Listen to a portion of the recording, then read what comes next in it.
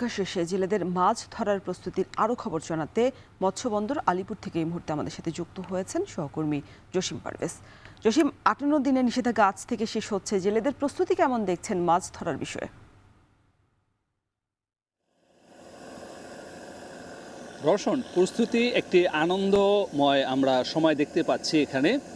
গতকালও আমরা এখানে এসে দেখেছি যে এখানকার যে জেলে, ট্রলার মালিক এবং জ্বালানি সরবরাহকৃত যে সকল ব্যবসায়িক রয়েছে, এছাড়া যে অন্য অন্য ব্যবসা প্রতিষ্ঠান রয়েছে, সকলেই কিন্তু এখানে ব্যস্ত সময় পার করছেন। কেননা আজ রাত 12টা 1 মিনিট পর থেকেই কিন্তু তারা মাছ শিকারের জন্য উন্মুক্ত সমুদ্রে ঝাঁপিয়ে পড়বেন। আপনি দেখতেই পাচ্ছেন এই মৎস্যবন্দর, দেশের সর্ববৃহত্তম যে মৎস্যবন্দর আলিপুর এবং মহিপুর, এই দুটি মৎস্যবন্দর এই শিববাড়িয়া নদের এপার এবং ওপারে অবস্থিত।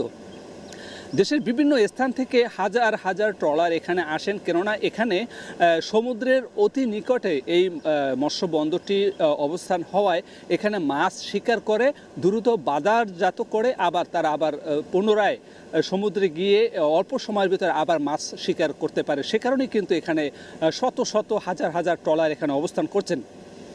আমরা দেখেছি এখানে যে জেলেরা প্রস্তুতি একদম শেষ করেছেন। অনেক অপ্রিয় হলেও সত্য কথা, অনেক ট্রলার তারা সমুদ্রে চলে গিয়েছেন।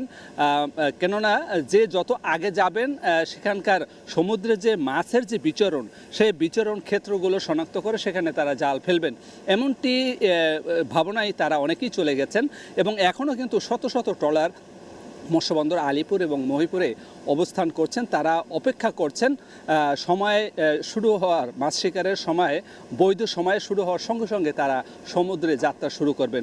আমরা এখানকার যে সকল ব্যবসায়ী রয়েছে সকলের সঙ্গে আমরা কথা বলেছি। তারা বলেছে যে প্রায় গত এক সপ্তাহের ভিতরে তারা 25 থেকে 30 কোটি টাকার যে বাণিজ্যিকভাবে গতিশীল হয়ে উঠেছে মৎস্যবন্দর আলিপুর মহিপুর, এবং ট্রলার মালিকরাও অনেকেই ঋণ ধার দেনা করে নতুন উদ্যমে মাছ শিকারে সমুদ্র যাত্রা শুরু করেছেন। তাদের প্রত্যাশা, মাছ শিকার হলে তাদের যে এখন যে লোকসান এবং তারা যে অর্থনৈতিক যে যোগান দিয়েছেন সেটি পূরণ করতে পারবেন, এমনটি প্রত্যাশা নিয়ে সমুদ্র যাত্রা শুরু করেছে।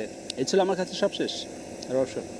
জেলেদের মাছ ধরার প্রস্তুতির খবর জানাতে আলিপুর মৎস্যবন্দর থেকে যুক্ত ছিলেন সহকর্মী জসিম পারভেজ।